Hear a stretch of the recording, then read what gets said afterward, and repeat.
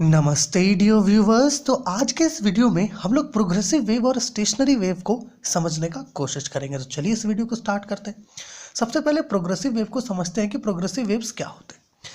मान लीजिए कि हमारे पास ये वाई एक्सिस है कुछ ऐसे, और इधर पॉजिटिव डायरेक्शन है एक्स एक्सिस का, और अगर कोई वेव कुछ इस तरीके से कंटिन्यूसली पॉजिटिव एक्स एक्सिस के अलॉन्ग प्रोपगेट करिए विथ कांस्टेंट एम्पलीट्यूड, तो उस तरह के वेव्स को हम लोग क्या कहते हैं? Progressive waves. जनरली अगर हमारे पास कोई एक वेव है और ये वेव कंटिन्यूसली एक डिफिनिट डायरेक्शन में, ऐसा कहें एक डायरेक्शन में, एक सिंगल डायरेक्शन में कंटिन्यूसली प्रोपगेट कर रही है विथ कांस्टेंट एम्पलीट्यूड, तो उस तरह के वेव्स को हम लोग प्रोग्रेसिव वेव्स कहते हैं।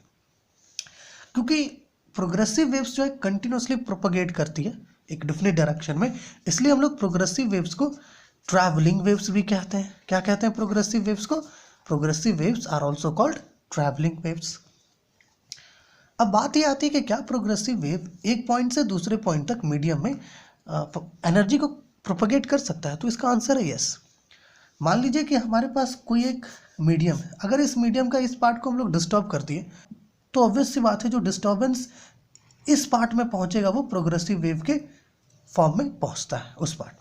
इसका एक बहुत बेस्ट एग्जांपल है, आपने देखा होगा कि कभी अगर कोई गद्दा हो और उसको अगर उसमें से अगर धूल निकाला जाए तो उसको पीटा जाता है ना।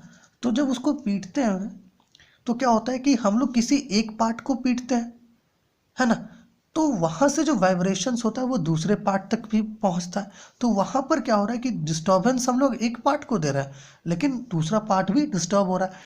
तो वहाँ क्या हो रहा है कि जो एनर्जी इस पार्ट का था वो दूसरे पार्ट में भी पहुँच रहा है in the form of progressive waves. ठीक है, तो जनरली प्रोग्रेसिव वेव्स क्या होते हैं? प्रोग्रेसिव वेव्स ऐसे वेव्स होते हैं जो कंटिन्यूसली एक डायरेक्शन में या सिंगल डायरेक्शन में प्रोपगेट करते हैं विद कांस्टेंट एम्पलीट्यूड।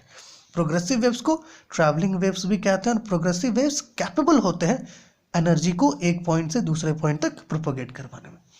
तो अब बात कर लेते हैं कि भाई स्टेशनरी वेव्स क्या होती है। देखिए जनरली स्टेशनरी वेव्स एक्चुअली दो आइडेंटिकल वेव्स का रिजल्ट होती है। कुछ ऐसे मान लीजिए कि हमारे पास ये एक वेव है और हमारे पास ये एक वेव है, ये दोनों वेव क्या है? आइडेंटिकल है। एक बात ध्यान में आप पहले रख लीजिए कि ये दोनों वेव हमारे पास क्या है? आइडेंटिकल है, लेकिन इन दोनों का प्रोपगेशन का डायरेक्शन अपोजिट है। ठीक है, मान लीजिए कि हमारे पास यहाँ पर दो वेव्स हैं और ये दोनों वेव आइडेंटिकल है और दोनों का प्रोपगेशन का डायरेक्शन अपोजिट है, इस तरीके से कि ये दोनों वेव का एम्पलीट्यूड और फ्रीक्वेंसी सेम है। ठीक है, तो जब ये दोनों वेव एक साथ सुपरपोज कर जाएगी कुछ ऐसे, जब ये दोनों वेव कुछ इस तरीके से सुपरपोज कर जाएगी तो हमें जो रिजल्टेंट मिलेगा उस रिजल्टेंट को हम स्टेशनरी वेव्स कहते हैं। एक बार फिर से रिपीट करते हैं, इसे समझते हैं। मान लीजिए कि हमारे पास दो आइडेंटिकल वेव्स W1 और W2 है, दोनों का फ्रीक्वेंसी और एम्पलीट्यूड बिल्कुल सेम है और ये दोनों अपोजिट डायरेक्शन में प्रोपगेट करें, तब अगर हम लोग इसको सुपरपोज करवा दें तो जो हमें रिजल्टेंट मिलेगा उसी रिजल्टेंट को क्या कहते हैं? Stationery waves. ठीक है, स्टेशनरी वेव को हम लोग एक बहुत अच्छे एग्जांपल से रियलाइज कर सकते हैं। अगर ये एक वॉल है और अगर हम लोग इस वॉल में कोई एक रोप या फिर एक स्ट्रिंग टाई कर दें और यहाँ से पकड़ के इसको जोर से झटका दे दें तो क्या होगा? यहाँ पर से कुछ वेव एक ऐसे करके एक वेव निकलेगी, है ना, जो इस डायरेक्शन में प्रोपोगेट कर रही है, बिल्कुल इस डायरेक्शन में, और यहाँ से भी एक वेव आएगी और ये वेव इस वेव से आइडेंटिकल है, पहले वाले वेव से ये आइडेंटिकल वेव है, लेकिन इसका प्रोपगेशन का डायरेक्शन अपोजिट होगा। प्रोपगेशन का डायरेक्शन इसका अपोजिट होगा और ये दोनों वेव्स का फ्रीक्वेंसी और एम्पलीट्यूड सेम होगा, है ना। तो यहाँ पर ये दोनों सुपरपोज करेगी तो हमें स्टैंडिंग वेव्स या स्टेशनरी वेव्स देखने को मिलेगा। तो अगर आप स्टेशनरी वेव्स को रियलाइज करना चाहते हो तो ये एक बहुत बेस्ट एग्जांपल है। ठीक है, स्टेशनरी वेव्स को स्टैंडिंग वेव्स भी कहते हैं। आपको ध्यान में रखना होगा कि stationary waves are also called standing waves.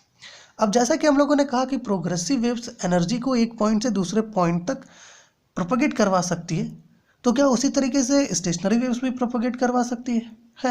तो इसका आंसर है नो, क्योंकि स्टेशनरी वेव्स में जो एनर्जी होता है वो एक मीडियम में ही कन्फाइंड होता है, उसके बाहर वो नहीं जाता।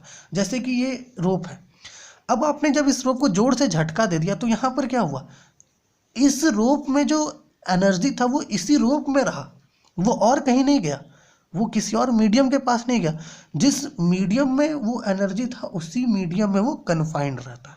ठीक है, तो स्टेशनरी वेव्स एनर्जी को एक पॉइंट से दूसरे पॉइंट तक प्रोपगेट नहीं करवा सकती। ठीक है, एक और पॉइंट हम लोग को ध्यान रखना होगा कि स्टेशनरी वेव्स जो है वो ट्रांसवर्स और लॉन्गिट्यूडनल दोनों हो सकती है। ठीक है, यहाँ पर जो हम लोग एग्जांपल्स ले रहे हैं वो ट्रांसवर्स वेव्स का ले रहे हैं। ठीक है ना, अगर हम लोग लॉन्गिट्यूडनल वेव का एग्जांपल लेके समझना चाहते हैं तो उसमें हम लोग को कंप्रेशंस, रेरिफेक्शंस दिखाना होगा, एयर का यूज़ करना होगा, या ऐसा कहिए साउंड का यूज़ करना होगा, जिसके लिए हम लोग बेस्ट एग्जांपल फ्लूट का ले सकते हैं, है ना। तो इस पर हम लोग कभी और बात करेंगे। अब बात यह है कि अगर आपको कहीं पर पूछे कि differentiate between progressive and stationery waves, तो इसे डिफरेंशिएट हम लोग कुछ 7 या 8 पॉइंट्स में कर सकते हैं। तो इस पर हम लोग कभी और, या ऐसा कहिए अगले वीडियो में डिस्कस करेंगे।